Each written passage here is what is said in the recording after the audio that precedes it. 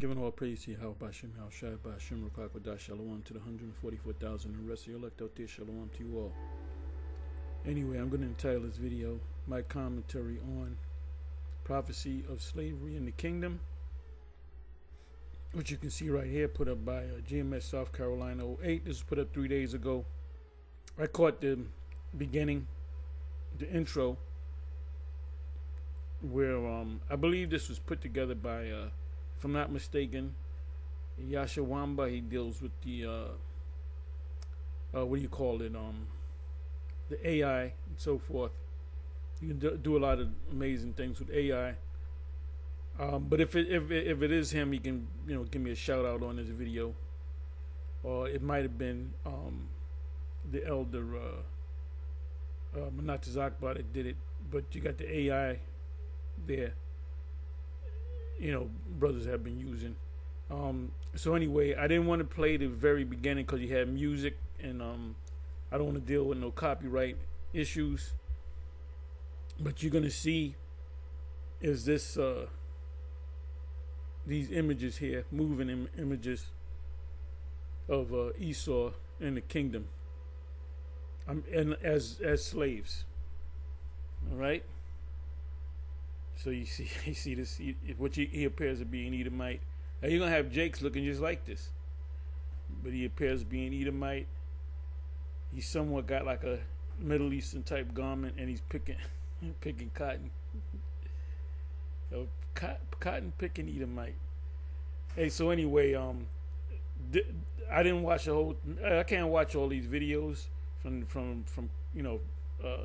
beginning to end. There's not that much time in the day, but I come across a lot of videos, notification, and I'll, the title will catch my eye, and then I'll watch it. And I may watch half of it. I may watch all of it. I may watch half of it, one day, then the rest later that night or whatever. See, you got right here, Remnant Save 144, Path to the MOTB, the Digital Renaissance. Which that's coming. That's the next big thing that Trump is gonna push. He's gonna push it. If he doesn't push it, somebody else will push it, but he'll be there on the side. Maybe Elon Musk push it, but they will. Hey, he's into the crypto now. Last time he was president, he was like, "Nah, I ain't with that crypto stuff." Now he's 110% for it. So anyway, this is why you have Edomites roll up on the while you're at the camp, or they might want to sit down and have debates. And their main, there's two subjects they want to cover. They say that the Israelites teach that Jesus, I use the word Jesus, which means nothing, is not God. Yeah, that's what the Israelites teach. They're not God. No, hey, GMS doesn't teach that. ISCPK doesn't teach that. IUIC doesn't teach that. Sakari didn't. I just mentioned certain groups. We don't teach that. So where you get that from? They say that he ain't God. When they say that, they mean the Father. Of course, he's not Father. He's not the Father. He's the Son. That's why he's called the Son of the Most High. As a matter of fact, let me do this. I believe that's in John 1. There's all kind of precepts, scriptures that point to the Son being different from the Father.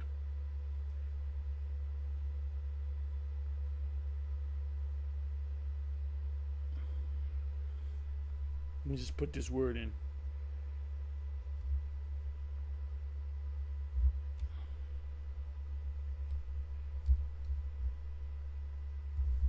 Here we go. St. John 1 verse 12. But as many as received him, the Messiah, to them gave he power to become sons of God, which we are sons of God. So why would we say, these Christians say, well, they don't teach that Jesus is God. We teach that we're God, but we teach that the Lord is our Savior. So we're gods, and He's not a God. Even to them that believe on. Oh, there it goes. His name, Yahweh Shai. Okay, that's here 9 times. Let's go right here to 18th verse. No man have seen. I'll use the word God, although that's just a word. At any time, the only begotten Son, which is in the bosom of the Father, two different entities. If you're the God the Father and the Son, where does the bosom start? Is it two of them? It says, no man have seen. This is talking about the Father. At any time, the only begotten Son, which is in the bosom of the Father, He hath declared him. Who He hath declared? Who? The Father.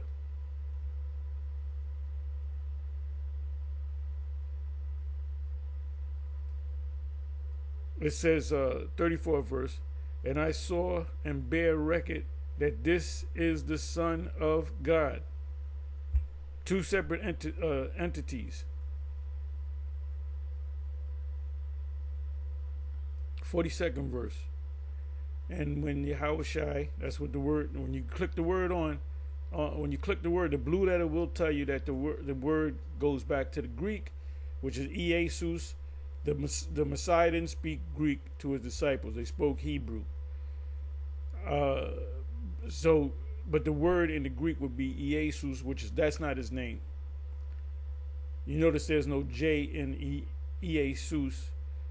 But then they'll tell you, but that word goes back to the Hebrew, and the blue letter goes off by saying his name is Yahweh Shawai, and they tell you it means Yahweh salvation, which does not mean Yahweh salvation. The angel told you that. Gabriel, the archangel, told Joseph and Mary that you shall have a son and you shall call his name Jesus. The angel said you shall call his name Yahweh Shai. Then he broke down what the name meant. For, how does it go? For he shall save his people from their sins. He, Yah, save, is Yahweh, or deliver. He shall deliver his people. Not Yahweh deliver, Yahweh save, salvation. Doesn't mean that. So the blue letter goes off. But you guys use the blue letter because you found that we were using it. GMS was the first to use it. I know that for a fact. I was the first to use it. Then you had the other apostles and the bishops started using it. And then there's brothers that came in started using it. You see a lot of these brothers use it. They first encountered it by watching our videos. So we get the credit for that. Just like, for example, in Sakari, they teach certain things which I say, oh, I didn't see that, and I said they get the credit for it. Like Brazil is 2 Hebrew words. I'm sorry, Brazil is 1 Hebrew word. Brazil or Barazal means what is that? Iron, because there's iron. There's a lot of metals in Brazil in South America. So when I heard that, I said, oh, that makes all the sense in the world. Anytime I speak on it, I will give Sakari the credit. All right? It says, and Yahweh Shai, that's the word there, beheld him. He said, thou art Simon. Well, this is different. This is an actual son. This is Peter, which is Simon.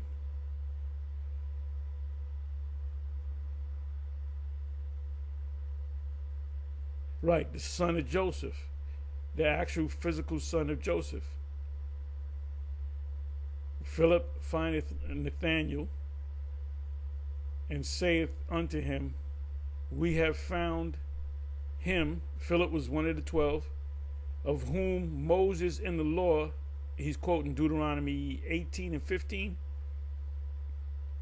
and the prophets, meaning the rest of the law, the history, the book, these prophets, because the prophets spoke about the Lord coming, did write Yahweh Shai of Nazareth, the son of Joseph.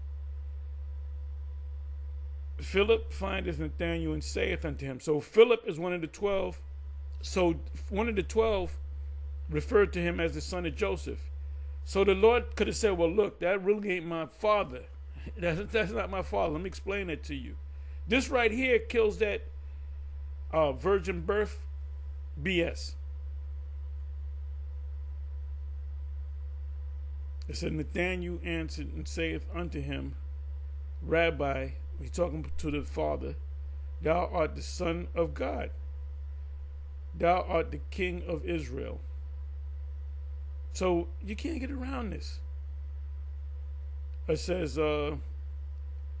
verily, verily, I'm reading from here, I say unto you, hereafter ye shall see heaven open, and the angels of the Most High ascend and descend upon the Son of Man.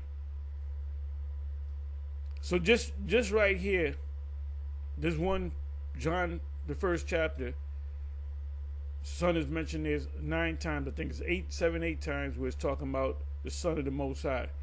This is why we don't deal with Christians. We here at GMS we cannot tolerate Christians.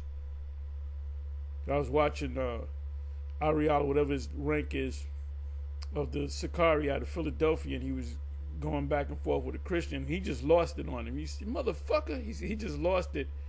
And then we were talking about Christians at this camp, and we were getting upset. You know, you get fucking mad when you hear that, you know. Like the Abbott and Costello skit, the Susquehanna Hat Company. So when anybody would say it in front of certain people, he says, I hate that word. You said what? The Susquehanna Hat Company? And the guy goes, slowly I turn, step by step, inch by inch, then I grab him, I choke him. It's a skit. But this is before your time. This is before most of your time. You know? Don't say that word, Susquehanna Hat Company. Well, don't say that word Christian in front of us. Unless you're talking about us being Christians. We're the real Christians, all right? You guys are Antichrist. So anyway, I'm sorry. Let me come back. Let me come back to reality here. So this is why Edomites, or people that, because some of them that come up are Israelites. You got to tell them. You said, look, you know, are you Irish? Are you Italian? Are you Portuguese? Are you Polish? Are you this? Are you that? It's possible that you could be an Israelite. So you groups out there, you got to stop that. You can't look at somebody. You're gonna have Israelites that look just like this guy. That ain't no Israelite. That's an Edomite. No, he looks like an Edomite. How are we gonna find out? Matthew 13:38. The angels is gonna separate them. So anyway, let's go with the video. Trying not to make this long. Yahweh Bahashem, Yahweh Shai. Double honor to the apostles and the elders on Shalom to the hopefully elect. All right, this lesson is going to be entitled Prophecy of Slavery in the Kingdom. Now you see how humble they look? So Gog and Magog is not going to get together and jump us. They're going to be too big. First of all, they're going to be weak as hell because we working them. We working them. You think Mexicans work long hours? They're going to be the new Mexicans, man. When we say the day is done, they're gonna fall right out. They're gonna eat and they're gonna fall right out. Some of them gonna be eating and sleeping. They're gonna be falling asleep eating and shit like little babies. Sometimes a little baby, they want to eat but they're falling asleep. So that's what these Edomites are gonna be. This is what they're gonna do. They ain't gonna sit together and have no plan. So Nate, you went off again. Gog and Magog. First of all, it's Gog, Magog. Gog, which is Russia. Magog means from Gog. Okay? Anytime you see the Ma prefix in the Hebrew, the word Ma usually means from or pertaining to. So Gog is not going to come and take us. You going off again. like I said, they're not going to plan. They ain't gonna, look, that's supposed to be the kingdom, right? You know, this is fictitious. This is AI. So these motherfuckers working 18 hours a day. So 19, 20, 21, 22, 23, 24. So they got 6 hours to sleep and eat and shit. How the hell they going to play? We going to get them this time. It ain't going to happen. Okay? So let's go. Please forgive me. Prophecy of slavery in the kingdom. And that kingdom is the kingdom of heaven, in which the Hebrew Israelites, the Savior, Yahushua first, and the Hebrew Israelites will rule over all nations in the kingdom of heaven. And we're going to put those nations. Now, you notice they're showing the Judah, the kingdom of Judah, which have what they call Negro features, and then they'll show the northern kingdom, which have more of an Indian look to them. Now in the kingdom, I guess we're all going to look more like a Negroid features. We're going to be beautiful. There ain't going to be no ugly Israelites in the kingdom. And we are going to rule with a rod of iron, and that's twofold. Okay, we're going to rule with 2 rods of iron, so you can understand. And our women are going to be in complete order and subjection unto us, and they will call us lords at all times. At all times. Into slavery. All right, first and foremost. And not one Israelite going to burn in hell. Burn in hell. You got to stop listening to that bonehead Bishop. You got to stop listening to him. He changes up so much. Why would you follow a guy that's constantly changing, man? Esau, Edom, the so-called white man, will be slaves in the kingdom of heaven when the Lord comes back. Now, you saw in the opening a video. This video was done by the brother from out west, GMS Los Angeles, Manatazak Banyamyan. And he does a lot of these animations and Okay. Manatazak Banyamyan. Okay, he does it. This is AI. Different images, and with the advent of this more high-powered AI, man, this brother really doing a lot with these images. So you're able to see, through AI what are representations of what could be in the kingdom of heaven. Okay. So what's being represented is literal prophecy jumping off the page. And this is why I said it again. I'm saying it again. This is why these Edomites come on the page. This is why you got guys like Vocab. You got Edomites that know you might be in Dallas, Texas, and the Edomites say, "Oh, that's by the Sam's chicken spot. Oh, that's on Main Street and such and such." I'm going, and they're there in the daytime on the Saturday. I'm gonna go down there, and then they'll have guys that do know the scriptures. They'll bring out a lot of good hit a lot of good points, and you find out that their passage that's really in the scriptures. But you got to tell them. You got to tell them, look, you might be an Israelite. Is it a possibility that I'm an Israelite? Yeah, you might. I told Vocab that. I said it's a possibility that you're an Israelite that's just going off. You're just a wicked Israelite. But if you're an Israelite, you're good, no matter what you look like. You just better hope you're not an Edomite. Hey, Tucker Carlson, he came down back in 2014 down to the camp on 34th and 7th, and that video's still up. You can find it. And he was worried, man. But he claims he's he'll tell you, I'm a Christian. I'm in the Bible. I'm in Christianity. This, that, and third. So he could be might be an Israelite, And he kept saying, but why am I going into slavery? He kept saying that because that's what they're concerned about. Because deep down, they know that we have the truth. They really don't. They'll question that we're Israelites, but they really don't question that. They assume that we are Israelites because we've been saying it so much. Just went on to an intro. All right, and I know people may view this as controversial. You might get mad about it. They might even flag the video, but it is what it is. This is prophetic. Now, a lot of people love to say we being harsh. We talk about slavery in the kingdom and this and that. Well, is it in the Bible? Is this true? Is this part of Bible prophecy? The answer is yes, it is.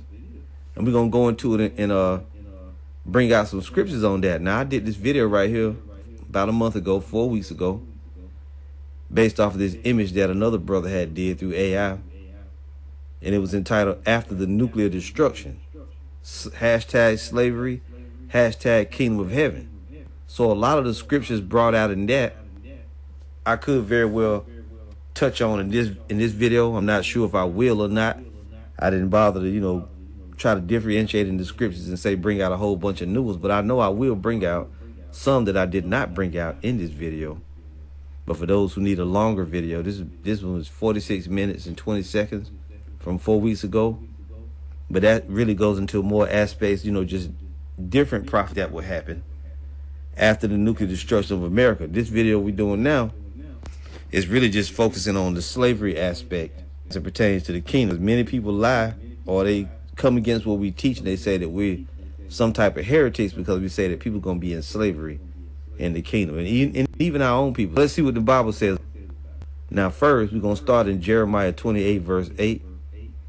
And it reads, the prophets that have been before me and before thee of old prophesy both against many countries and against great kingdoms of war and of evil and of pestilence. So the true prophets of the Lord, they didn't prophesy good for the nations in which they were in captivity. And we have been continuously in captivity ever since our exile from the Holy Land. One captivity after the next, after the next. We've been under governors, kings, princes, and all the rulerships, making their rulerships great. So the Heavenly Father sent us to prophesy of the evil to come. Any prophet, any person that say they're a prophet of the Lord, they're not going to be, number one, with this world. Number two, with this world system, with the citizens of the world. And they're damn sure not going to pray for the place in which they're in captivity. So we don't do any of those things. We prophesy of war, evil, and pestilence, just like the Heavenly Father sent us to do. And one of those evils is slavery. Now, this is Revelation 13:9. It says, if any man have an ear, let him hear. Meaning what? If understanding is given unto you, understand this. He that leadeth into captivity shall go into captivity. I mean, that's really plain. If you led somebody into captivity, you're going to go into captivity. Now, this really is talking about groups of people other than individuals. However, some point out, well, you sold your own people into slavery, which that may have happened at a time. But guess what? Well, you can, other Hebrews as servants, and they had rights. But if you did certain things, knocked the servant's tooth out, or you knocked the eye out, or you did something, then you're going to have to pay for it. That's among the Hebrews. That's a whole, Hebrew Israelite men would sell their daughters to other Hebrew Israelite men. And that Israelite daughter can be a servant. It's more of a servant than a slave servant, and they would be the servant of that man forever. And the man could turn around and say, I love that servant, and then she changes her status. That's a status change. There's a status in Israel too, and just like in the Esau system. And they showed you that in the movie 12 Years a Slave, where they had the madam, which was they covered a lot in that movie. They covered that they had certain Israelite women or black women or even men that purchased their freedom. They came up as slaves and they made deals with their masters, and they said, how much do I have to give you to be free? And he said, give me this amount or do this amount of work and you're free. So the woman in the is that Alfred Whitty or whatever her name is?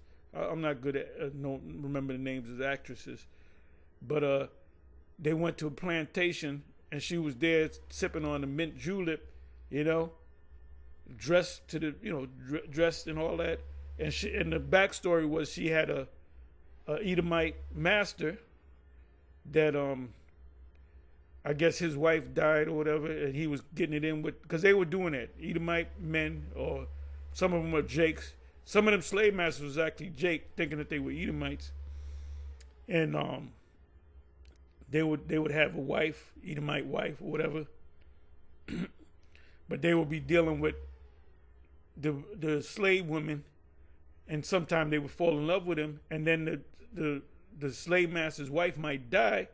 So he says, okay, I'm gonna lift your status up. You're gonna be my wife now. So she's no longer a slave. And that's in what is that? Leviticus 21 or Exodus? I think it's Leviticus 21. If a Hebrew man sold his daughter to another Hebrew man, she's a servant unto that man forever, and she cannot leave that man. She's a servant to that man forever until she drops dead. If he falls in love with the woman, she's no longer a slave. She's a wife. Her status got lifted up.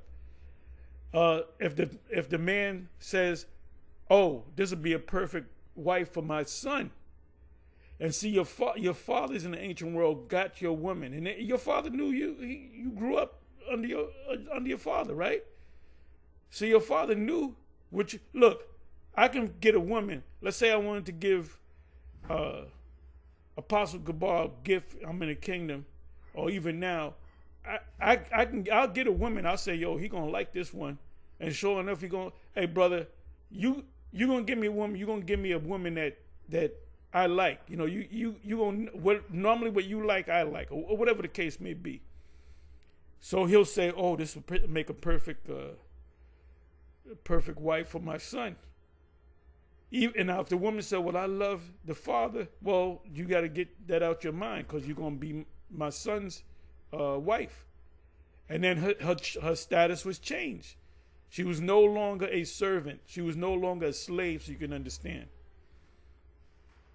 And another thing, if the man that purchased the slave, the Israelite man purchased a slave from the Israelite father, and she doesn't like him, what does he do about that? Could Rachel and Leah, and Rachel and Leah's two handmaids, could any of them have said, no, I don't like Daddy, Laban, I don't like this guy. His ears are too big, or whatever the case may be. Could Jacob had taken him by force, planted the seed in him by force? Absolutely. So why do you guys get emotional about that? Because you guys really don't know the scriptures. Anyway, let's go back into this. Those individuals are going to be paid. Oh, and a manslave, a Hebrew man. Jacob was, in a sense, he was a slave to Laban. So that was a family matter, right? Isaac said, Jacob, okay, you're going to come up under Laban, which they were all relatives, close relatives, right? And he fell in love with Rachel, but the Most High set it up where Laban pulled a fast one on him. So he said, made an agreement, I'll be a slave, a servant to you for 7 years, which is the law. If a man's servant of Israel is a servant under another Israelite, the man, you got 7 years, and you're free. But it doesn't apply to women. She'll never be free, even though she's an Israelite. Unless, like I said, unless the owner of that woman falls in love with that woman and marries that woman, so to speak, and her status is at that of a wife. She's no longer a servant, all right? And she can put in for a divorce, because they were doing that back then. See, there's a lot, it's easy to say, you got to keep them laws. And you know 3 freaking laws. You know a handful of laws. Fringes, and maybe 2 other laws. When you don't even got that right. You ain't even got the Sabbath right. The Sabbath is Friday sundown to Saturday sundown. Friday ain't no Friday sundown to Saturday sundown. It depends on when the new moon comes in. And he trains them guys. See, we the best school out here. Why you think we the best school out? Because we keep the laws. Nigga, you know 2 laws. Shit, 1 law, fringes. That's the only law you know. Telling somebody to keep the laws. 600 plus laws. You telling a nigga to keep the laws. What? See, them fringes. Where your fringes at, Ock? Come on, let's go. Please forgive me. Paid back for what they've done. Even if they, they may have even already paid for it. Now it goes on. He that leadeth into captivity shall go into captivity. He that killeth with the sword must be killed with the sword. Here is the patience and the faith of the saints. This is what. First thing you should ask, pull out some words. Who are the saints? Saints go back to, was it Santa, which means holy or clean. You got the word sanitation. The word saint just means holy. Something that's clean is holy. All right? So the saints would be Israelites. That's in Psalms. It's in the scriptures, but in Psalms, what is that? 148, 13, 14. It tells you that we are the saints. So what is Revelation 13 all about? This chapter. It's about a beast, and we know that the beast, even the Edomite scholars will tell you that it's a system. It's not an actual beast. So that whole chapter is dedicated to the Roman Empire, but 2 parts of the Roman Empire. Did we not get taken over by the Romans, pagan Romans, over 2,000 years ago? Yes. So we became servants unto them, tributary unto them. The Romans didn't put us in slavery like other nations did. What the Romans did was they said, you can have your land, you can keep your nationality, you can keep your religion, you can follow your God, but whatever you got, we're taking a tax out of it. So that was called tributary. So it was different than putting somebody in actual slavery. Like here in America, they put us in actual slavery. This system that we're living in now, post-slavery, is the same system that they had in the Romans. You got to pay a tax. And that's slavery. That is another form of slavery. So we're still enslaved. But what the elite did was they enslaved everybody. Esau, but they teach Esau, no, you free. They teach you clown ass niggas, you free. So anyway, what is this let's bring this scripture into context.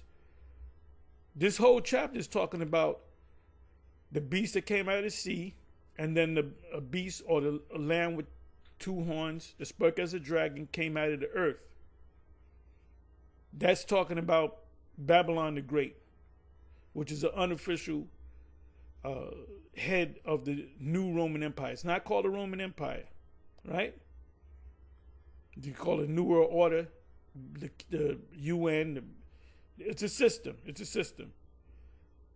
So let's just deal with the old Roman Empire. They had power over us. We're simply going to get power over them. That's all this means. You got these Christians saying, well, that's captivity under Jesus. And man, shut the fuck up, you know? That's why the scriptures say, he that put you in slavery shall go into slavery. He that killed you, slaughtered you, shall be slaughtered. So you got to wait and have patience. So we're almost there. The first thing that's going to happen when we take this place, we're going to shackle these Edomites and these other nations up, and we're going to kill a lot of them, and we're not going to kill them all. We're going to put them into captivity. You need your slaves to be alive to do work. And that, like I said in the beginning of the video, this is why these Edomites come down with their case about the Gentiles. And what about Cornelius? Cornelius was of the Italian band. No, Cornelius is an Israelite. As the 7 used to teach, Cornelius was an Edomite. The Most High didn't give this knowledge to one guy, Ariah. He gave a lot to Ariel. A lot of stuff that we teach is contrary to what they were teaching back then. They wasn't going into the mark of the beast because it wasn't really talked about back then. Anyway.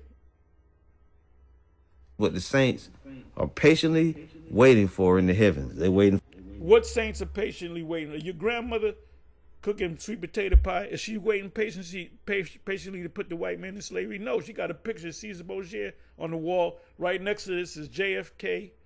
And then down at the end of the hall, a picture of MLK making sweet potato pies and cornbread. So that's not talking about her. That's talking about the ones that have woken up to this truth, the elect. But then ultimately it's talking about all Israelites. So your grandma that's making them sweet potato pies, she's gonna have slaves too. She's gonna wake up. And don't listen to that bonehead Bishop Nate with that hell doctrine. He's slowly turning into a Roman Catholic. He calls himself a bishop. Bishop is Roman Catholic, man. For our God to subjugate, to bring down, to defeat and destroy all the enemies, all his enemies, which are the nations of the world, and to put us on top of them and rule over them. So every one of them that put us into captivity, they're going to be put into captivity. And that's in the Bible, by the way. You think that forgiveness means that the Lord is not going to pay you back for all the shit you did. No, it doesn't mean that. And matter of fact, you're not forgiven.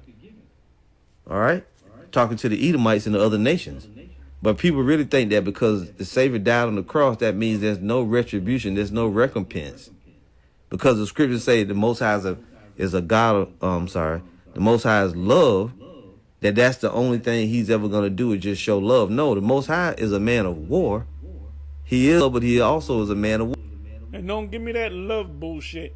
Because you good white Christians, if one of your children got murdered by a Jake and you go to court, you ain't going to say, well, I understand and I still believe. May you burn in hell.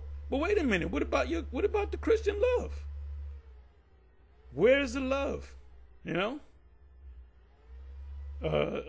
Roberta Flack and Donny Hathaway. Where is the love? Where is the love? There ain't no love. You can burn in hell. They'll say nigga, you know? Then the judge will let them say it. Oh, she's emotional. She can say nigga 2 times. So give me a goddamn break about that. You gotta love everybody. All this shit that you did to us, we're gonna show you some fucking love. We're gonna put our foot in your ass sideways, man. That's the only love you're gonna get. War. Right? Devil's got some fucking nerve, man. They did all this fucking wickedness, and all you gotta do is call on Jesus. You done rape kids. You done murderize motherfuckers. You know? Hey, what's this guy? Not Bernie Getz. The guy that was killing them Israelites, some Jakes, was that Chicago, whatever. I can't. They did a Netflix thing on him, and so he's going. All he got to do is call on Jesus. The F out of here, man. We know that to be true. Exodus 15:3. But we know that the Most High is a great, mighty King over all the earth. Now I want to read some of this. This is Revelation 18:1. And after these things, I saw another angel come down from heaven, having great power, and the earth was lightened with his glory. And he cried mightily with a strong voice, saying, Babylon the great is fallen, and has become the habitation of devils and the hold of every foul spirit and the cage of every unclean and hateful bird. This is what's going to happen to America, and it's going to get, after it's hit with nuclear destruction. Now, I got to say this. What they used to teach, Ariel was known for teaching this. He said that this is talking about, it says in Babylon fall, habitation of devils, those are white people, those are Edomites. And a hold of every foul spirit is a mo. And the cage of every unclean and hateful bird. That's in Spanish, that's also, when you say the word, what do you say, flaca, like it's a bird, but it also means a mo, hip talk. So he said, see, this was when Gad was ruling, and the devils came and they took Gad down. They took the land, and I ain't talking about that. This is a John seeing Babylon on fire. So, like I said, the original seven, they went off on certain things. And we are not the people that came up under them. I was not one of the people that just, whatever they said, I studied and I questioned everything. I questioned everything. Even at the risk of getting kicked out of school. Ariad told me years ago, you don't show your face enough, because I was up in Connecticut. And I said, well, he said, look, you got to show your face or I'm going to take your rank. And I said, you can have my rank. And then he said, just show your face every once in a while. I said, okay, Ariad. See, like I said, the most of you people that come into Israel are a bunch of zombies. A bunch of zombies. Whatever the High Lord says, that's the word of God. For all nations have drunk of the wine of the wrath of her fornication, and the kings of the earth have committed fornication with her, and the merchants, remember that, the merchants of the earth are waxed rich through the abundance of her delicacies. And one nation I think about come to mind is China. China was, people look down on the Japanese, Chinese people, you made fun of, hey, Chinese, they run shit now. If they were able to bring those EVs over here, what they make, they'll put Tesla completely out of business. They'll put the whole EV, car company, whatever, electric vehicles. They will put all these other companies out of business. So there's a block. They're not gonna let you never seen a Chinese car. What's the name of the car company? I think it's BYD. Give me a second here. Let me find this.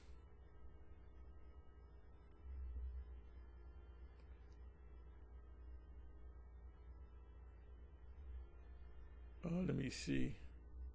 Give me a second.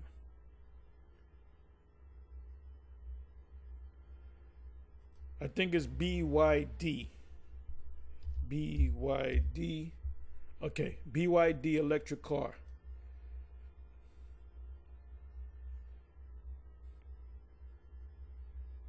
And these cars are inexpensive compared to world's best-selling electric car. BYD is an electric car company. They got an SUV that if you go in the river, it turns into a boat. Tesla can't do that. Now this car might cost maybe $20,000 compared to an American car. Look at this. If these Chinese electric cars came to this country, they would put all American EV manufacturers completely out of business. So these devils know what they're doing by blocking this. That's not a tariff. It's a block. So the elder was going into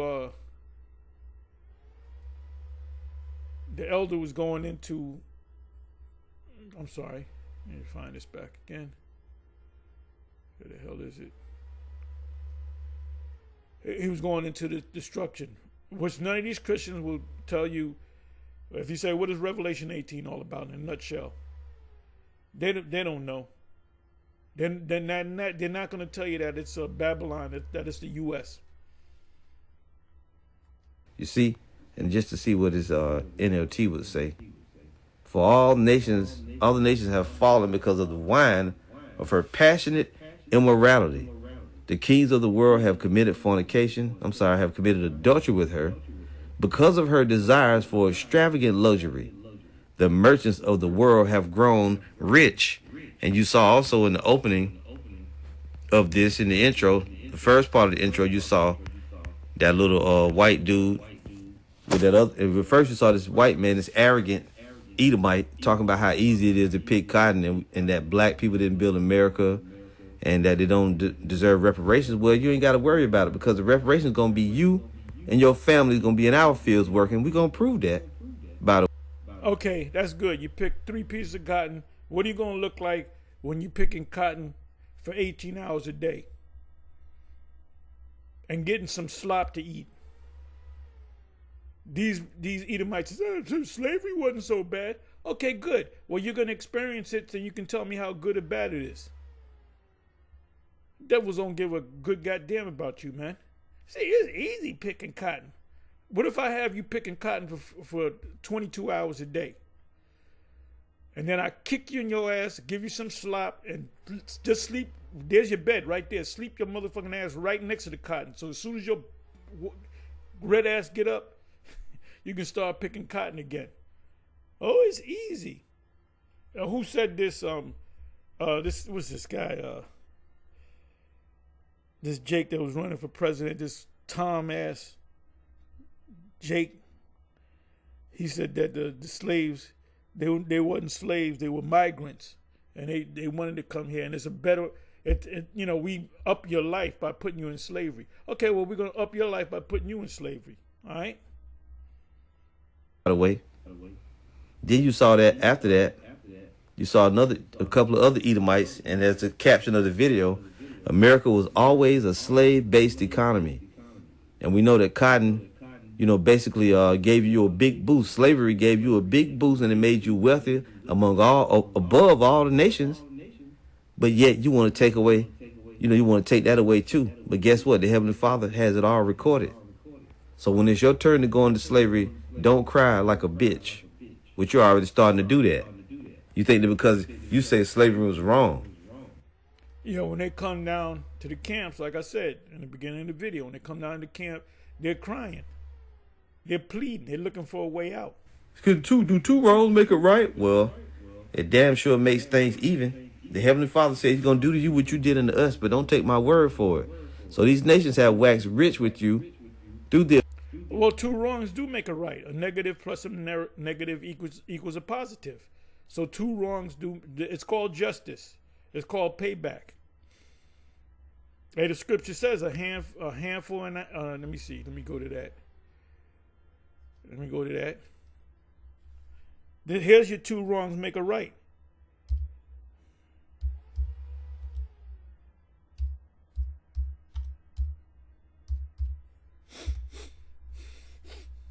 This is in the law. This is in the law, by the way. Eye for eye, tooth for tooth, hand for hand, foot for foot. Exodus 21 and 24. Leviticus 24 and 20. Breach for breach, eye for eye, tooth for tooth. As he hath caused a blemish in a man, so shall it be done to him again. Payback. Deuteronomy 19 and 21. And thine eye shall not pity, but life shall go for life, eye for eye, tooth for tooth, hand for hand, foot for foot. Let me try this here. I put in the word burning.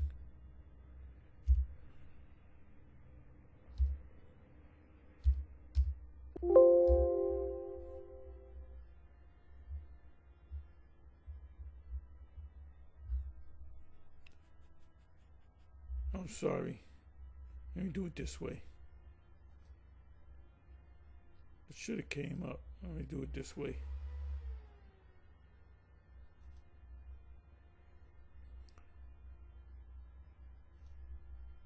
Burning for burning, Bible.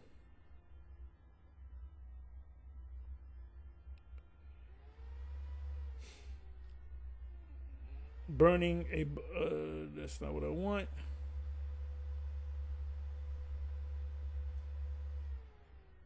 Okay, that's Exodus 21 and 25. Okay, that was the second, the next verse.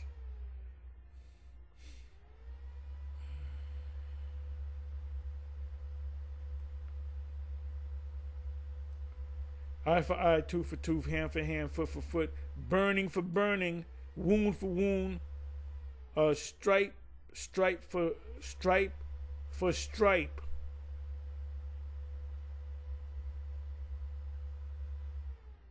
And if a man smite the eye of his servant and the eye of his maid, that it perish, he loses the eye, he shall let them go free for his eye's sake.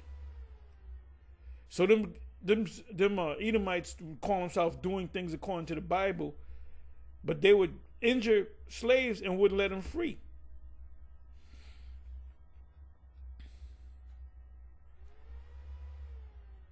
Just come on back over here.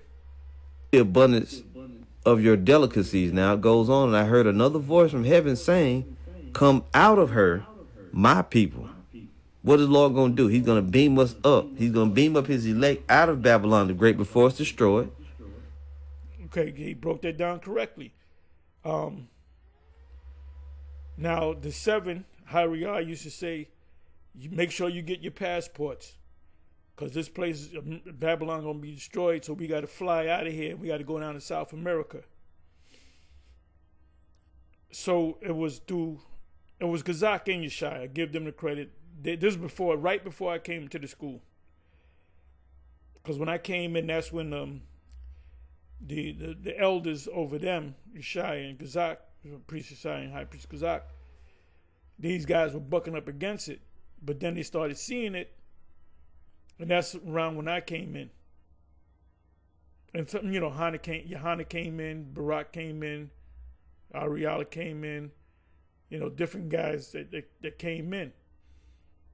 But they were like bucking up against it. The heads, the top, really the top 3, Marsha, Aria, and Yaquab, they were like, they couldn't see it. But then they saw it. And then at that time, we had maybe 4 or 5 scriptures on that. But now I got a whole list of scriptures on UFOs. The new one is Mount Sinai was really the cloud by day and this pillar of fire by night is definitely a ship. The mountain that Moses got the laws was a gigantic ship that came down, likened to the movie Close Encounters of the Third Kind. And in that movie, Close Encounters of the Third Kind, the main character was the classic small hat. So they didn't say who they were, but all them people that got into that ship, they had to be small hats. They were all Edomites. Ain't no niggas in the ship, because that's what they're pushing, right? Then it's going to be destroyed. And all the nations, mainly the Edomites, but all the other nations that's over here, even wicked Israelites, going to be destroyed. But you will all come back in the kingdom through your various relatives. Yep, that's correct. All nations will come back in it. There's no such place as hell. That's a parable in Luke 16. Around the world that we will haul into slavery. It says that you be not partakers of her sins, and that you receive not of her plagues. For her sins have reached unto heaven, and the Most High hath remembered her iniquity. So the Lord's not going to forget. You can't do a united, hold hands and pray that the destruction is going to pass over you, because the Lord is not going to acquit you of your punishment. Listen to this. It says, reward her. The her is Babylon the Great. But a nation or a country is not just made up of land. It's made up. This is one of the easiest breakdowns, Revelation 18, but it's one of my favorite. It's very, like, if I broke, you don't know the breakdown. Once I break the whole scripture down, you should remember it. You don't got to try to remember it. It's a very easy, simple, but it's one of my favorites. It's one of my favorites. So from time to time, I will go to Revelation chapter 18. Of people that inhabit. Because there's so many directions you can go with Revelation chapter 18. Like it says, it actually says the word dainties, and that means anything deep fried, like fried chicken. That was like a delicacy, a dainty to the rich. Fried chicken. And anything fried, anything deep fried. There's a certain that put a smile on your face. You eat a good piece of fried chicken. I ain't ate fried chicken in I don't know how long. Land. So it says, reward her, even as she rewarded you, and double unto her, double according to her works. in the cup which she had filled. I'm sorry. Now, Deacon Yawasab said, you had to show it to me in the English. You don't have to use the Greek and the Hebrew. Well, when you come across the word dainty, matter of fact, let me do that. Revelation 18.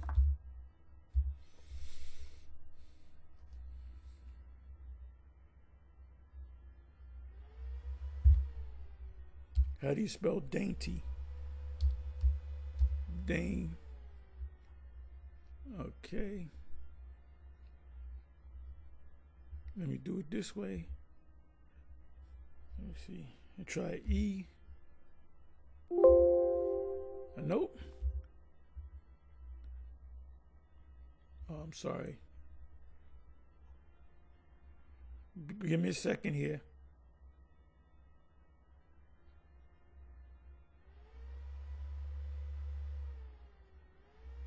Okay, I'm going to look this word up, delicacy.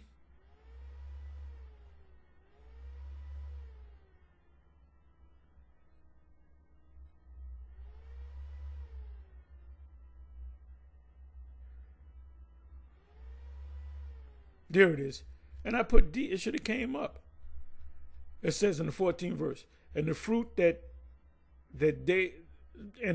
that thy soul lusteth after are departed from thee, and all things which were dainty and goodly departed from thee. You ain't gonna eat fried chicken no more, or fried catfish, and thou shalt find them no more at all. So now let's look up the word dainty, and I'm gonna look up the word delicacies. 14th verse. This is why you gotta go and you gotta give it to me in English. Oh, so what does the word dainty mean? They're gonna make up some shit.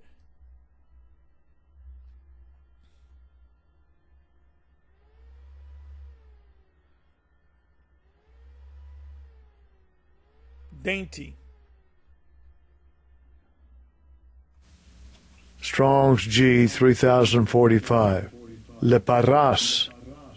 Leparas. Now, when somebody's real fat, and the doctor said you better lose weight, you can drop dead. You better do something about that. But they don't have the discipline to do it. What they'll do is get a liposuction. Let me let you hear this again. Lipo. Strong's G 3045. Leparas. Leparas. Liparas and lipo. Lipo is the same word. Dainties mean fat or oil. Avocado oil is a good oil. Coconut oil is a MCT,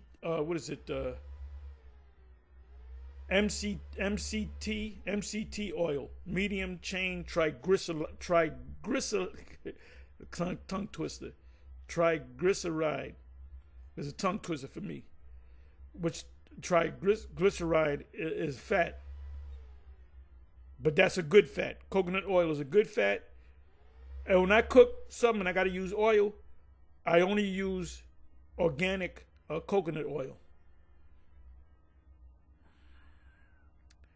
Okay, liparos. From what? From lipos. Like you get liposuction. Grease. Grease is fat. There's a dish that's a chicken confit. Somebody tell me what, I'm not going to tell you. Chicken confit. What does that mean? Chicken confit. It's French. Confit.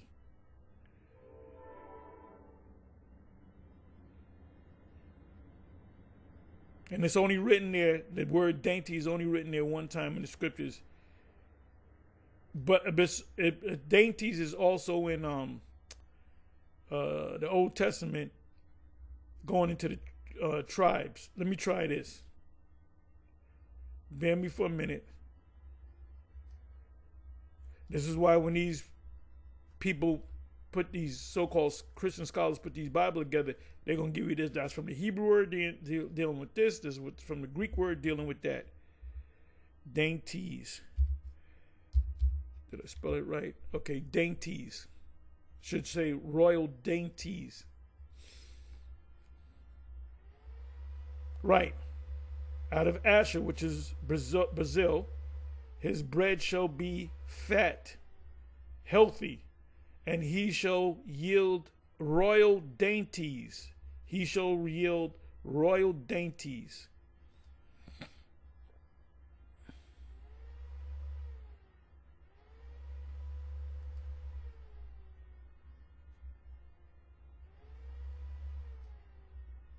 Let's see what dainties is in the Hebrew. And the word is ma'aidan.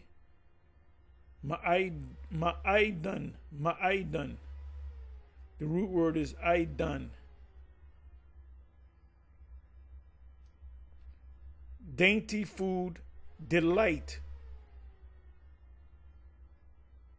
Now, the word that we use, macaroni and cheese, would be like a dainty because it's called a comfort food.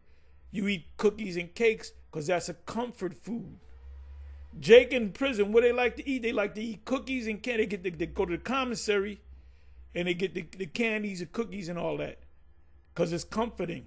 When you're stressed out, you eat something comforting. So that's a dainty.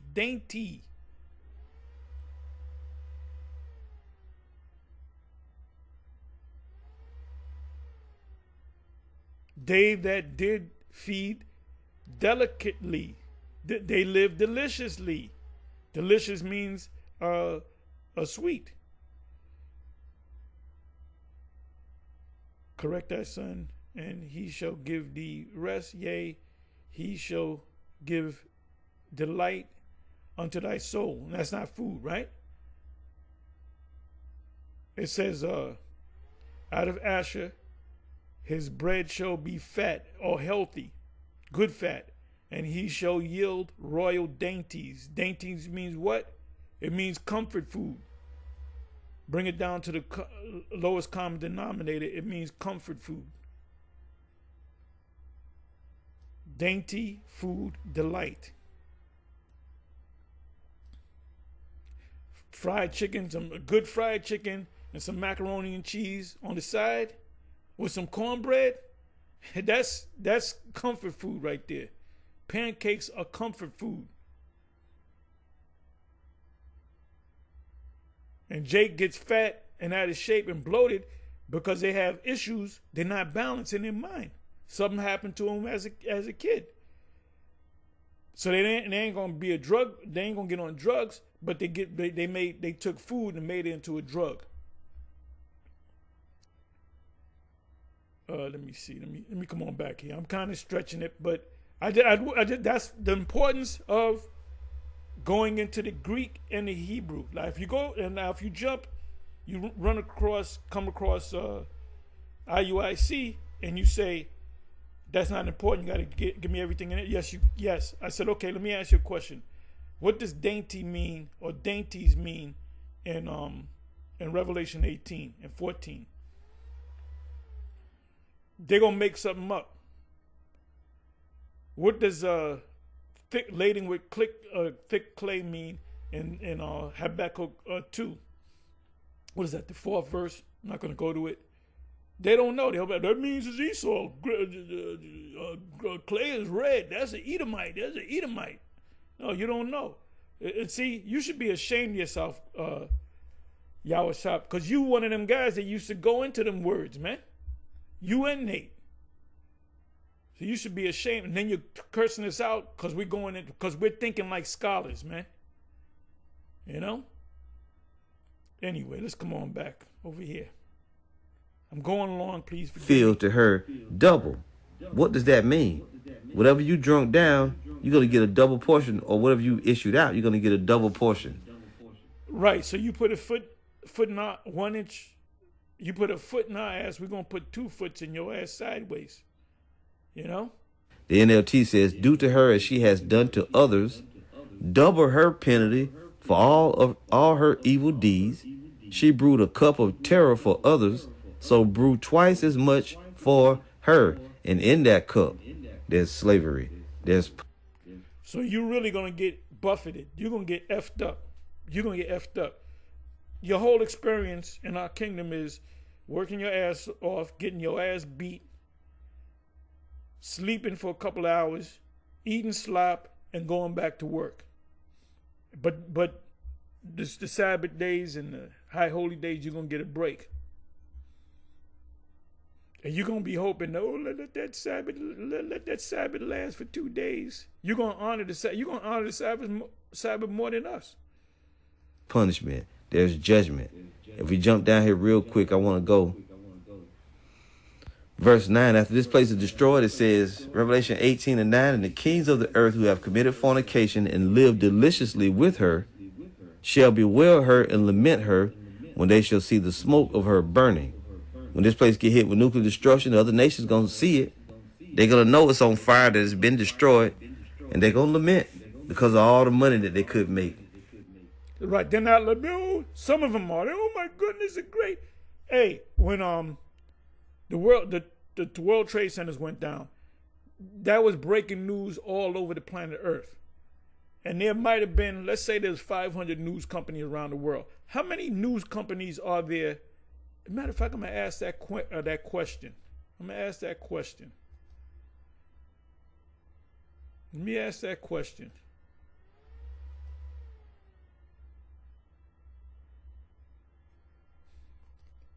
How many different news companies are there around the world?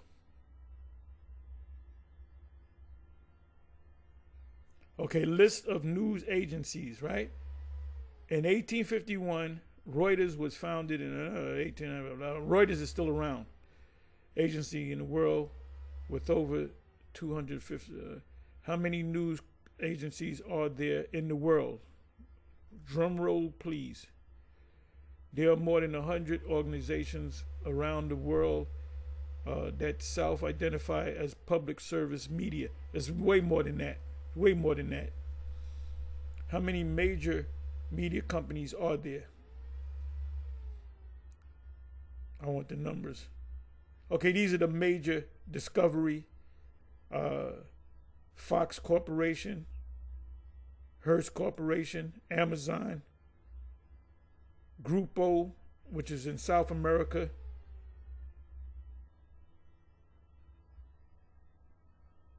and we're not even talking about the these alternative media, which I told you, brothers, you got to get that Roku, man.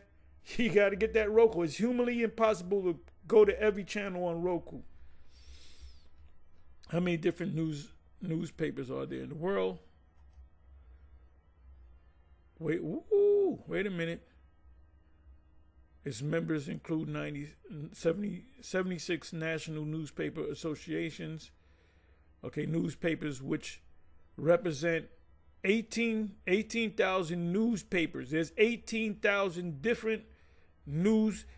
If you got a newspaper, you got a site, right? Daily News, there's a site. The Post, there's a site. The Washington Post, whatever the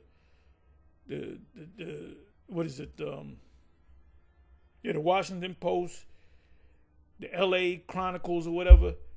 Everybody's got TV stations, YouTube stations, Facebook. So you can't even keep up with all the. This is a small number. So when the World Trade Centers happened, the whole world knew about it. And however many companies they had, but now there's far, far, far more news companies, and not to mention alternative news media. It says 18,000 newspapers. Its membership includes 76 national newspaper association, 76 nations. So when the missiles hit this place, it's going to be breaking news all over the world. Because Palestine's going to get hit and Babylon's going to get hit. And there's going to be people crying. And there's going to be people crying because they're like, we ain't going to make no more money. Because Americans are suckers. That's why they came up with the credit card. which when you use a credit card, that means you don't have no money on hand. So you're doing what's called deficit spending. You're buying stuff with you having no money. You do it on credit. So I'm sorry. This is getting long, but bear with me. That they're no longer going to make. Some of them going to cry because they have relatives over here. It ain't going to matter. It says standing afar off for fear for your relative, your cousins, your favorite uncle, your favorite cousin, chicks that you dealt with in the past, that you still kind of see run into or whatever. They all gonna die. If you're one of the elect and you make it, they're gonna die. If your thank God your grandmother's gone. If your mama don't get it, she gonna die. She gonna die. Now the only ones that's gonna make it, necessarily not being believers, is your wife and your children. They're under that age, right? Paul said, ye shall be saved in your house. And guess what? When all hell break loose and you are Israelite, your woman, she going to cling unto you. Unless she secretly take that chip. It's going to be a major shake. We've been saying it. GMS, for the record, GMS that's all we talk about.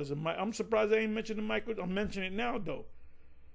When that thing comes, everybody's going to be talking about it. Everybody's going to be, even secular people, they're going to say, is this the mark of the beast?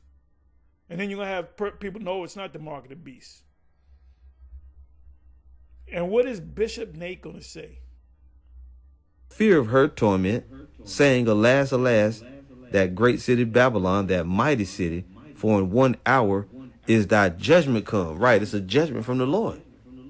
The Most High is going to put judgment on Babylon the Great. It says, and the merchants of the earth shall weep and mourn over her, for no man buyeth their merchandise anymore. Now this is a cut to this clown, Vocab Malone. I asked him, what is Babylon?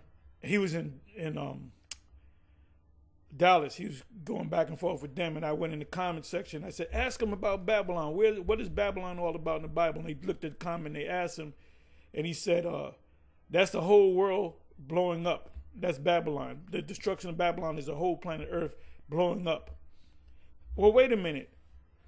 So if the whole world blew up, shouldn't these merchants of the earth be blown up too?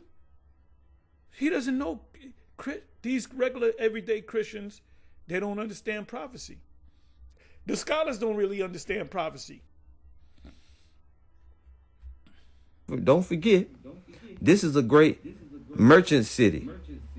And you devils can try to hide behind, America wasn't built on slavery.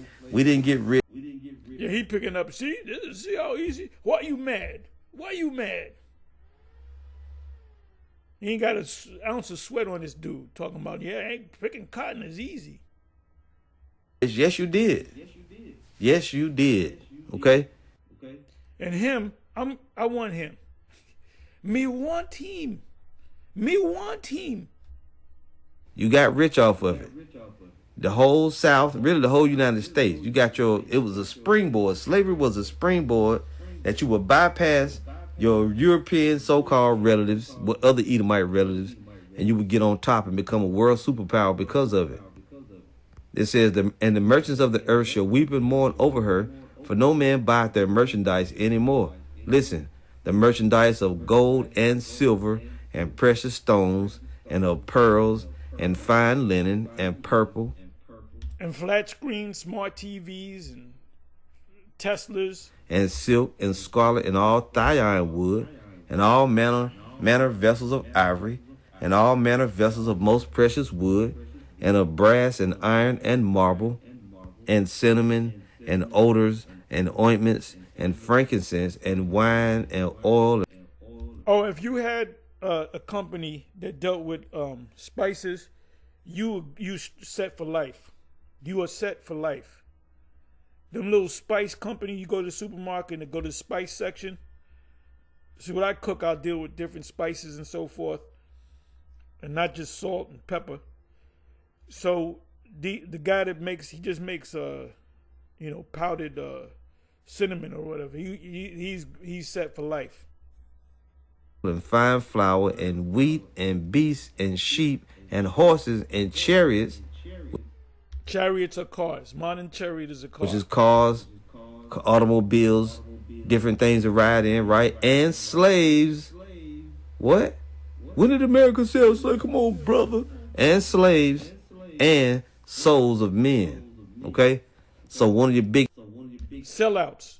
All these Jakes, all these LeBron Jameses and Jay-Z's and the P. Diddy's and the singers and the actors, all these Jakes that you see on TV all the time and the movies, all these top Negroes, they all sold their soul. And it's coming out. Big industries, one of the things you sold were slaves, and those slaves were the Israelites.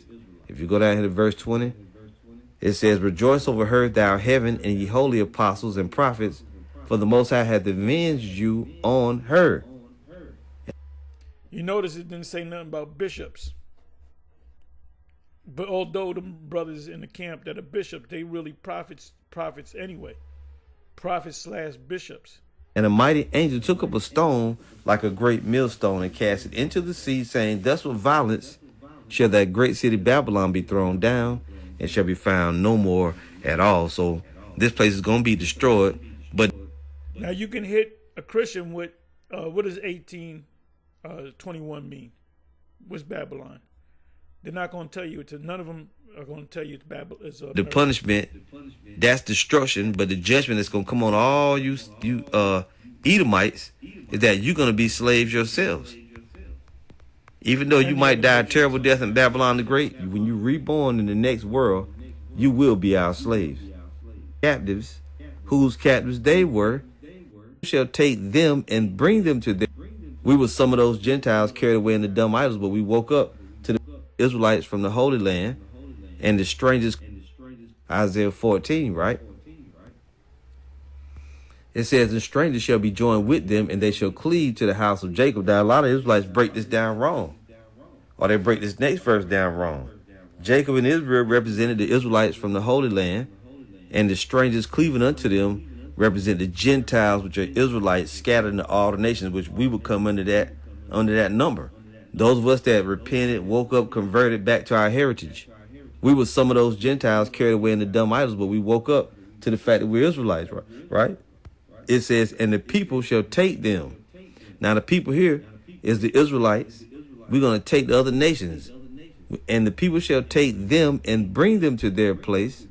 And the house of Israel shall possess them in the land of the Lord for servants and handmaids. And they shall take them captives, whose captives they were, and they shall rule over their oppressors. I hope you heard that. That's why you see the brothers putting together images like this in videos. You devils gonna be picking cotton, you gonna be picking tea leaves, and by the way, it ain't just you.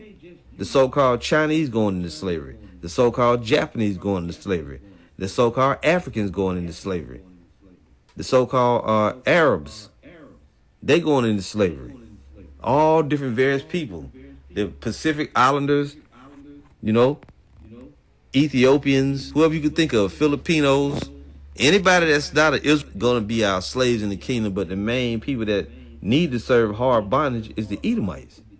But they're not going to be alone. You're going to have a lot of company in slavery. And your elites also going to be there. Jeff Bezos and all them. They're going to be there with you. They're not going to get out of this. This is Psalms 1. The Rothschilds, Oppenheimers, the Rockefellers, the DuPonts, the Gettys, the Schiffs, all these different the Langolos. 49 and verse 2. Let Israel rejoice in him that made him. Let the children of Zion be joyful in their king. So it's talking about the Israelites, right? Verse 5 says, and I'll start at 4, for the Lord taketh pleasure in his people. He will beautify the meek with salvation, among his people. Let the saints be joyful in glory. Let them sing aloud upon their beds. Let the high praises of the Most High be in their mouth, and a two-edged sword in their hand, to execute vengeance upon the heathen, and punishments upon the people, to bind their kings with chains, and their nobles with fetters of iron, to execute upon them the... Yeah, because the super rich, the super elite, they're not going to be here in America when the missiles hit. They're going to be, as it says in Amos 9:2, they're going to be outside of America. They might be out of space. We don't have the direct proof of Elon Musk and its space program, but we do say that that's escape plan, because they know something. These people, they got scholars and wise men that watch all our videos, that watch everything around the world. Everything they definitely watch us. They definitely watch us in the major groups. They ain't worried about no black conscience community. They worry about the Israelites, because we're telling them what's going to happen. The black church is a fucking joke. Judgment written. Wait, it's a judgment written, and we get to execute it upon them? Yes, to bind their kings with chains and their nobles with fetters of iron, to execute upon them the judgment written. This honor have all his saints. Praise ye the Lord. So all Israelites will have that inherited right to put chains on these Edomites, to put chains on these, on these Arabs and all of them. This is Psalms 149:6 from the NLT. It says, let the praises of the Most High be in their mouths, and a sharp sword in their hands, to execute vengeance on the nations and punishment on the peoples, to bind their kings with shackles and their leaders with iron chains, to execute the judgment written against them. This is the glorious privilege. Shackles are handcuffs. If you ever been I've been in this system enough time. They put the cuffs on. They always put them on super tight. You tell them it's too tight, they ignore you. So when we shackle them up and there's something piece of metal sticking in their skin, and they bleed, I'm bleeding. Get going. Oh, we gonna fuck these people up. Oh, we gonna fuck them up. Tucker Carlson, but why am I going into slavery? Because you an Edomite. Now, you better hope that you an Israelite. Of his faithful ones, praise the Lord, Yahweh Bahashem, Yahweh Shai. So you're going to be in shackles and chains initially. You see the chains? And then when their heads down, all the shit, all that dirt you did, all the many years is going to come running back to your minds. And your ass going into slavery. And we're going to work you. We're going to break you. And that's actually a special privilege. As the scripture said, it's a privilege. We're going to get it from the Lord himself. Revelation 2:26. It says, and he that overcometh and keepeth my works unto the end, to him will I give power over the nations. See? And he shall rule them with a rod of iron, as the vessels of the potter, as the vessels of a potter shall they be broken to shivers, even as I received of my Father. So, and for every scripture that the elders going through, vocab has a counter to it. Oh, that's talking about being a slave under Jesus. That's why we don't. That's why. Why do you think I said what I said about vocab and any of these Christians? Call the cops on them. We're gonna get a portion of Yahweh Shai's inheritance, and his inheritance is part of it that he's gonna rule over all nations. Psalms 2:8. And when I said call the 911 on them, and then I even got the law in New York, the New York Criminal Code is section 240. I believe is a criminal. I got it right next to me. I can bring it out, and I carry it in my bag. And I'll tell you, come up as a Christian. I said, look, you interrupting our religious gathering. You got to go. You got to get out of here. All I can do is a free country, okay? Yeah, but keep your fucking mouth shut. You keep talking over us. I'm gonna tell the brother, look, you know what to do. You're gonna call the cops. The cops gonna come, and if the cops act stupid and don't arrest you people, we're gonna sue the city. We sued the city before. The head cop said, don't put my name on anything, because we're gonna get sued on this one. And they damn sure did. These guys are known for suing people. I'm going to start at 7. It says, I will declare the decree. The Lord has said unto me, Thou art my son, this day have I begotten thee. Ask of me, and I shall give thee the heathen for thine inheritance. Wait a minute, you're going to get heathen for an inheritance? What kind of inheritance is that? It's the inheritance to sit upon thrones, and the heathen's going to be your slaves. They're going to. So you understand the word heathen means lands. Inheritance means lands. But what comes with the land? Those people. You know, when a country takes over another country, they don't necessarily put the people out. They enslave the people. So an extension of the land is the people on the land. So inheritance is really talking about the land. Work. They're going to answer your every whim, right? They're going to build up your kingdom, your houses, everything you want. Anytime you want it, they're going to do it. They're going to build up everything. Thou shalt break them with a rod of iron. Thou shalt dash them in pieces like a potter's vessel. This is literally going to happen in the kingdom. Plowman overtake. See, it's going to be fair play. Now, we read in Isaiah, it says they shall rule over their oppressors, right? We're going to rule over our oppressors. This is Amos 9:13. It says, and let's actually go to verse 11. Amos 9:11. In that day will I raise up the tabernacle of David that is fallen, and close up the breaches thereof, and I will raise up his ruins, and I will build it as in the days of old. We're going to be back powerful like we used to be, that they may possess the remnant of Edom, and of all the heathen which are called by my name, said the Lord that doeth this. So the remnant of Edom is really talking about the land. Behold, the days come, said the Lord, that the plowman shall overtake the reaper, and the treader of grapes, him that soweth seed, and the mountains shall drop sweet wine, and all hills shall melt. So what's being said is the individual that used to be the slave is going to overtake him that was the slave master. The NLT says, the time will come, says the Lord, when the grain and grapes will grow faster than they can be harvested. Then the trace vineyards on the hills of Israel will drip. That's not a good translation. That right there, NLT went off. When it says the plowman shall overtake the reaper, the plowman is the slave that works in the field, on the plantation. Another word for plantation is farm. And the reaper is the one that reaps the benefits. You know what a better precept is than this? I mean, this is a good one, but a better one would be Isaiah 61. And I'm going to show you why. Isaiah 61. I'm going to get ready to close. I don't go too long. Isaiah 61. And this is, Yahushua read this. So if he kept reading, you know, he would be Yahushua is talking about slavery, putting people in slavery. He going to put your ass into slavery. Okay, right here. And strangers shall stand and feed your flock, Israelite flocks. This is the king of kingdom. And the sons of aliens, strangers, which are other nations, shall be your plowmen and your vine dressers. Now, when it says the mountain shall drop sweet wine, it's talking about there's going to be a lot of vegetation in the mountains. That's what it's taught. It's parabolic. So let's look up the word plowman here, plowmen and plowman in Amos, and we're gonna click on this.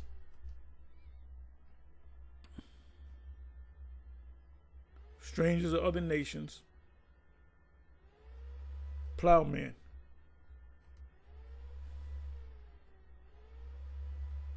Plowman is a field hand. The reaper is the one. You're the ones that's actually reaping the thing, but they're getting the benefits. So they're called a reaper. Okay. The word there is a car. Now listen to this. Husbandman or farmer, right? Or plowman. We are farmers, but we don't benefit from what comes out of the earth. The slave master does. Plowman, husbandman, farmer. Husbandman means farmer. The reason why a man is called a husband, because he puts his seed into the earth, which is a woman. Check this out. Working the land, yet not owning any of it. The plowman, the slave hand, and the reaper, the one that reaps the benefits. Working the land, yet not owning any of it. So who benefits? The master. Same thing. There's going to be a reversal, roller. What do you call that? Reversal of roles. A car. Now let's go to Amos 9.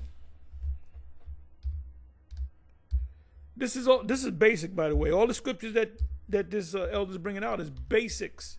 It's basic stuff.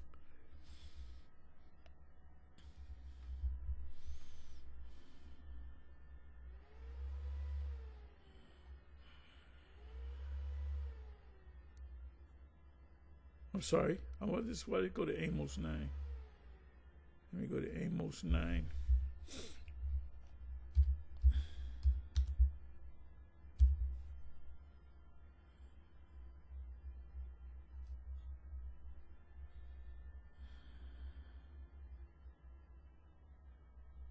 Wait for it to come up.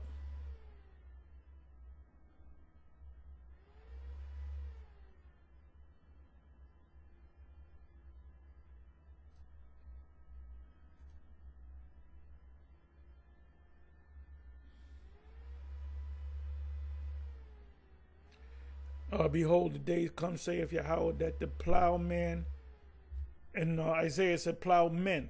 His plowman shall overtake the reaper. Plowman is the field hand. The reaper is the one that benefits the master.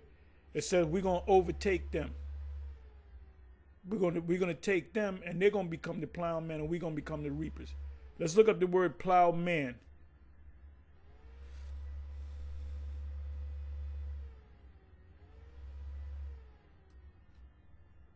Totally different word. The word is charash.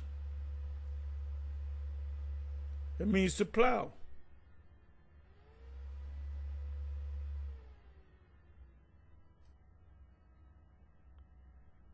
It means to plow. It means to work. It said to cut in, plow, engrave, devise.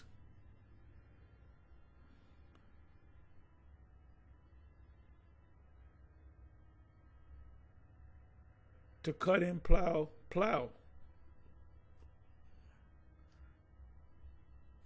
So it's a completely different word.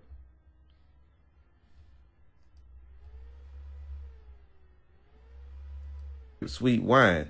No. NIV? The days are coming, declares the Lord, when the reaper will be overtaken by the plowman, and the planter by the one treading the grapes. New wine will drip from the mountains and flow from all the hills. So really, the reaper is the one, when you reap the benefits of something, to reap the rewards, that's the slave master. The one that's treading the grapes, or the plowman overtaking the reaper, should I say. The man that's in the field working. And this is going to happen when the house of David, tabernacle of David, is reestablished. Tabernacle of David are the elect that are out there on the highways and the byways. The ones that are doing this work, they are part of the tabernacle of David. Give you a little bit more. He's going to overtake the man that owns the field. The person that the tread of grapes is going to overtake him that soweth the seed. See, so the roles are going to be reversed. I'm trying to think here. Just bear with me. Let's go to Isaiah now. Let's go ahead and go first before we get Isaiah. Let's get Jeremiah 23. No, Jeremiah 30. And 6. Yep, on point. Jeremiah 30 and 6 and 7. 16, excuse me. Jeremiah 30, verse 16. And we'll start at 15. This is after Jacob's trouble. When we're in the kingdom, it says, well, first, right now, why? Right? So the Lord said, every one of our adversaries is going to go into captivity.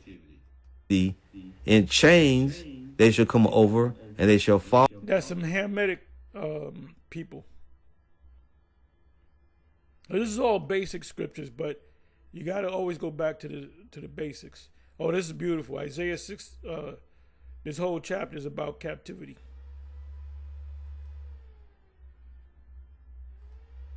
Isaiah 49, Isaiah Isaiah 61, Isaiah 14, Isaiah 34 just speaks about the devastating destruction that's upon them. See what other precepts he's going to go to.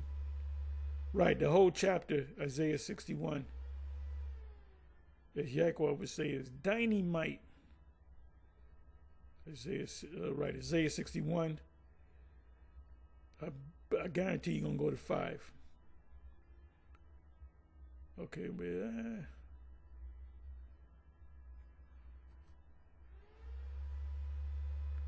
Isaiah 61. Let me just let this. I mean, you might have had a little sprinkle of other people coming around, but it wasn't for them. It was to the Israelites. That's why he said right here, to appoint unto them that mourn in Zion. And then he gave all these promises. Now verse 4 starts the slavery. It says, and they shall build the old wastes. They shall raise up the former desolations, and they shall repair the waste cities, the desolations of many generations. We're going to rebuild the Holy Land, because it's going to get hit with nuclear destruction just like America. But America's never going to be rebuilt. But the Holy Land, desolations, and they shall repair the waste cities, the desolations of many generations.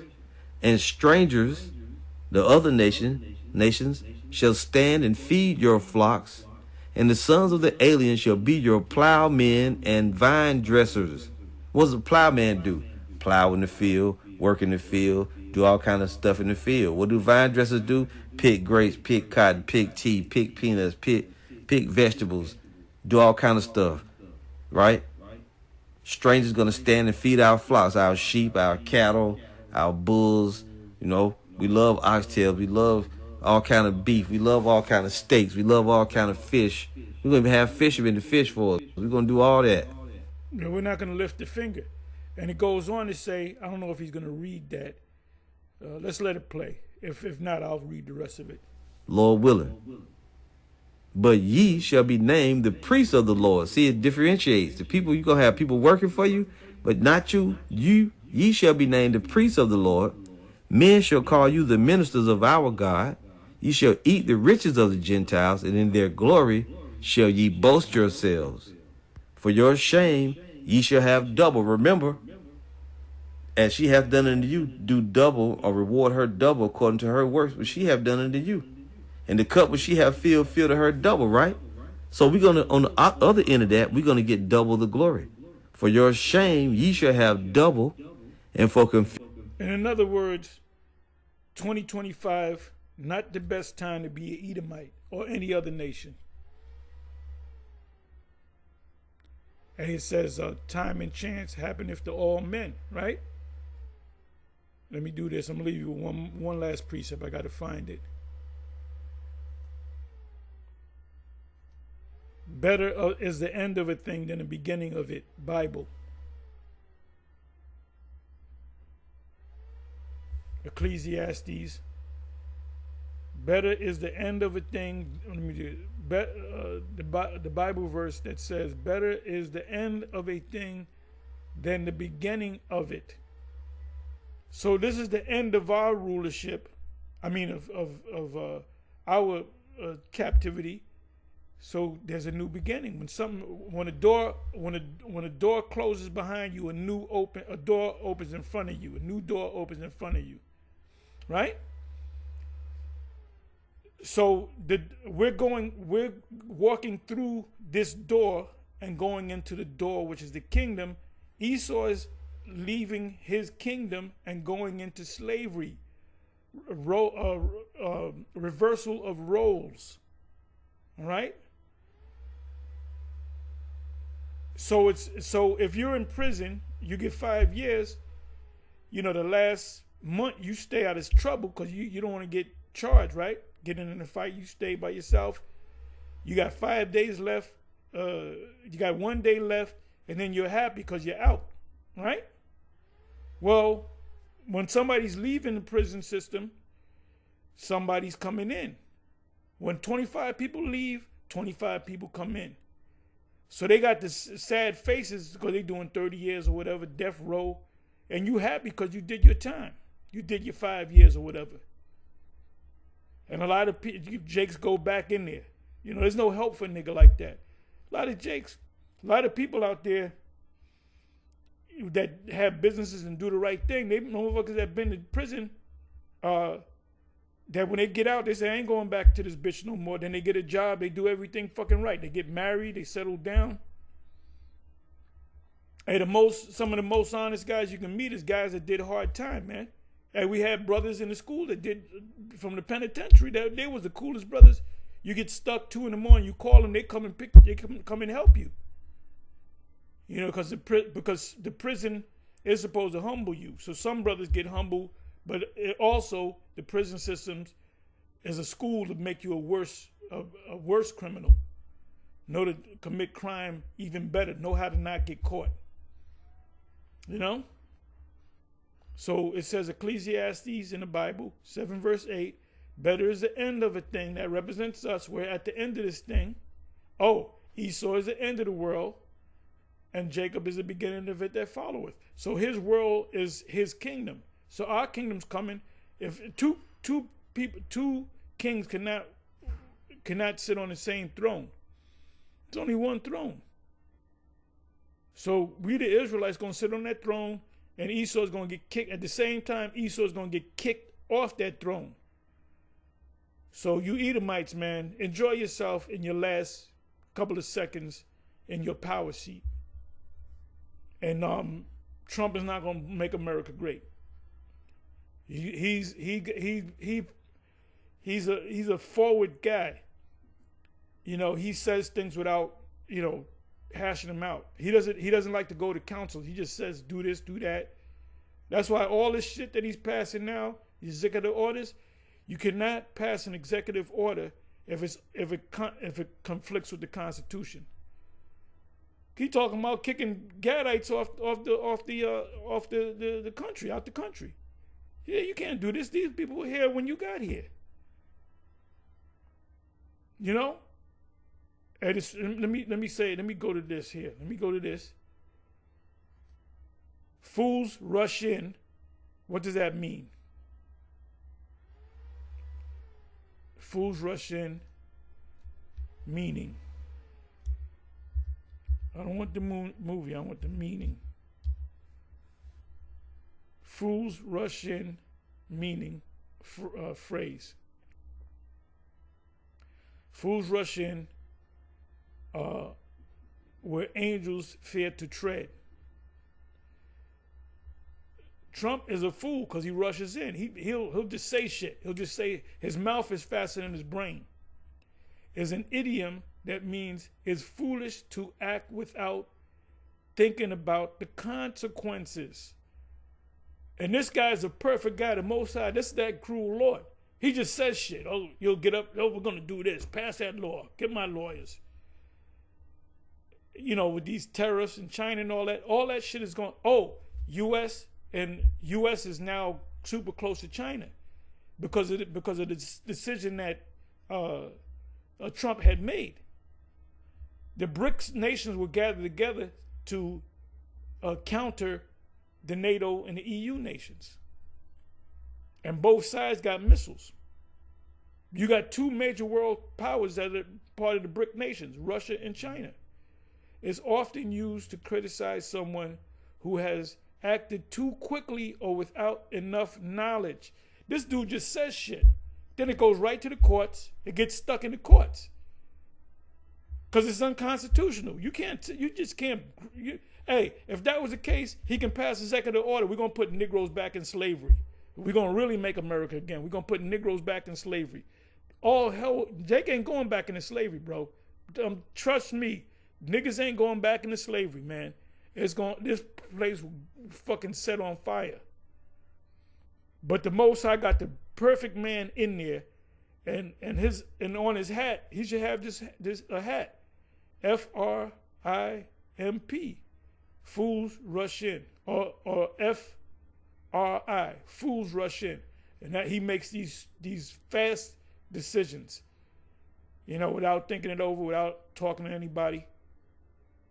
And he's going to cause, now we can see why the 10 horns are going to shoot fire on the Hua ultimately because the Most High put in their heart. But the Russians, the Medes in Isaiah chapter 13, they said they're not going to regard children and babies and all that and women because of these decrees that this guy is going to make. This is the worst guy to have as you got to be sort of a diplomat. He's not a diplomat, man. He's not a diplomat. Talking about we're going to take Canada, we're going to change the name of the Gulf of Mexico to the Gulf of America. What else did he say? Basically, he's just taking shit over. Greenland, we're going to take Greenland or whatever he said. It was Greenland. So he makes these decisions, these hasty, foolish decisions. And the reason why he got up in there, because the Edomites had put him up in there, because he's a cult of personality. Let me do this. I'm sorry. I wanted to cut this short. Is Donald Trump a cult of personality? According to Wikipedia, Trump's political base has been compared to a cult of personality. Trump supporters became the largest faction of the United States Republican Party, with the remainder often characterized as the elite, the establishment, or Republican in name only, Rhino, in contrast. Yeah, Rhino is a Republican in name only, meaning he's a Republican, but he does a lot of Democratic things. They call it bipartisanship. Okay. Is Donald Trump a cult of personality? Trump's political base has been compared to a cult of personality. So now let's go to cult of personality. Meaning, a cult of personality is a system that, or a man, creates an idolized image of a leader through propaganda, flattery, and other means. The goal is to make the leader seem larger than life and incapable of error. So these Edomites, these Republican these red state Edomites, he's a god to them. They actually look at this guy as a god. Hey, Bishop Nate is a cult of personality. That's why he came in on the horse. And the majority of them people in the IUIC,